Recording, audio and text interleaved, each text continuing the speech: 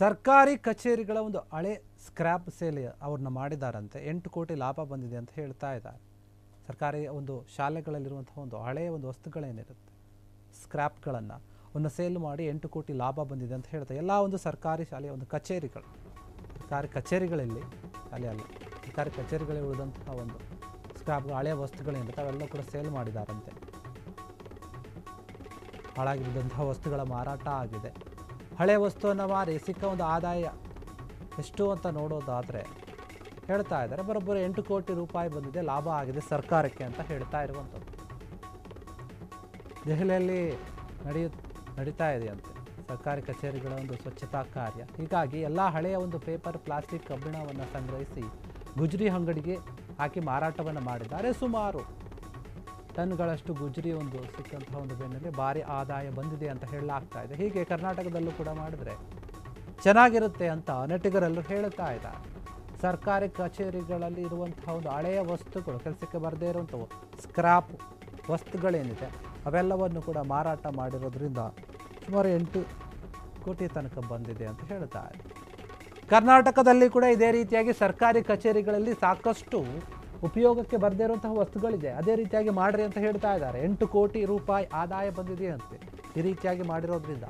ದೆಹಲಿಯಲ್ಲಿ ನಡೀತಿರೋವಂಥದ್ದು ಏನಿದೆ ಅಲ್ಲಿ ಎಲ್ಲ ಒಂದು ಹಳೆಯ ಒಂದು ಪೇಪರ್ಗಳು, ಪ್ಲಾಸ್ಟಿಕ್ಗಳು, ಕಬ್ಬಿಣದ ಒಂದು ವಸ್ತುಗಳನ್ನೆಲ್ಲ ಕೂಡ ತಗೊಂಡು ಹೋಗಿ ಗುಜರಿಯ ಒಂದು ಅಂಗಡಿಗೆ ಹಾಕಿದ್ದಾರೆ. ಆಗೋದಾಗ ಅಲ್ಲಿ ಇಷ್ಟೊಂದು ಟನ್ ಅಂತ ಆಗಿರುತ್ತೆ ಅದೊಂದು ತೂಕ.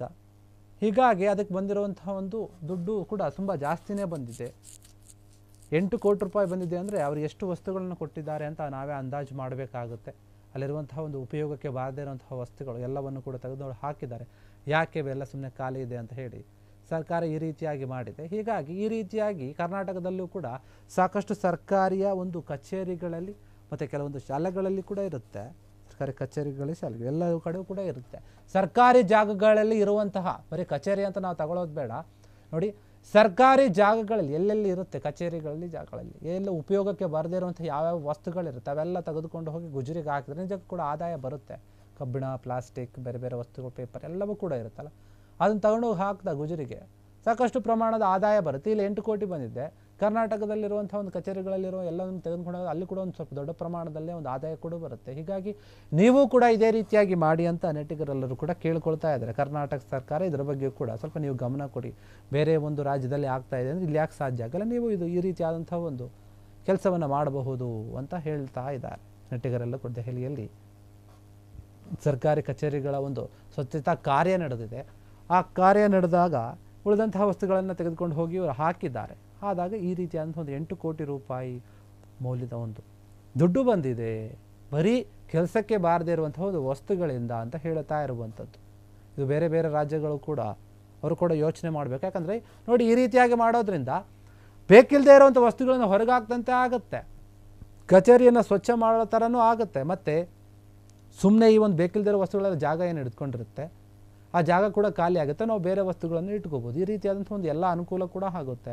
ಈ ರೀತಿಯಾಗಿ ಕೂಡ ಯೋಚನೆ ಮಾಡ್ಬೋದು ಸರ್ಕಾರ, ಇಲ್ಲಿ ಕರ್ನಾಟಕ ಸರ್ಕಾರ ಅದನ್ನೇ ಹೇಳ್ತಾ ಇದ್ದಾರೆ. ಎಲ್ಲರೂ ಕೂಡ ನೆಟ್ಟಿಗರು ಕೂಡ ನೀವು ಕೂಡ ಈ ರೀತಿಯಾಗಿ ಮಾಡಿ. ದೆಹಲಿಯಲ್ಲಿ ಏನಾಗಿದೆ ಅಲ್ಲಿನ ಒಂದು ಕಚೇರಿಗಳನ್ನು ಏನು ಖಾಲಿ ಮಾಡಿ, ಸ್ವಚ್ಛತೆ ಮಾಡಿ, ಬಂದಂತಹ ಒಂದು ವಸ್ತುಗಳನ್ನು ಮಾರಾಟ ಮಾಡಿ ಆದಾಯ ತೆಗೆದುಕೊಂಡಿದ್ದಾರೆ. ನೀವು ಕೂಡ ಅದೇ ರೀತಿಯಾಗಿ ತಗೊಳ್ಳಿ. ಆ ಬಂದಂತಹ ದುಡ್ಡನ್ನು ನೀವು ಜನರ ಒಂದು ಕಲ್ಯಾಣಕ್ಕೋ ಅಥವಾ ಬೇರೆ ಬೇರೆ ಒಂದು ಕಚೇರಿಗಳಲ್ಲೇ ಏನಾದರೂ ತೊಂದರೆ ಇದೆ ಅದನ್ನು ಸರಿಪಡಿಸೋಕ್ಕೋ, ಶಾಲೆಗಳ ಏನಾದರೂ ತೊಂದರೆ ಇದೆ ಅದನ್ನು ಸರಿಪಡಿಸೋಕ್ಕೋ ಯೂಸ್ ಮಾಡ್ಕೋಬೋದಲ್ಲ ಅನ್ನೋಂಥ ರೀತಿಯಲ್ಲಿ ಎಲ್ಲ ನೆಟ್ಟಿಗರಿಗೂ ಕೂಡ ಮಾತನಾಡ್ತಾ ಇದ್ದಾರೆ ಈ ಒಂದು ವಿಚಾರ ಬಗ್ಗೆ. ನಿಜಕ್ಕೂ ಕೂಡ ಇದೊಂದು ಒಳ್ಳೆಯ ಕೆಲಸ ಅಂತಲೇ ಹೇಳ್ಬೋದು.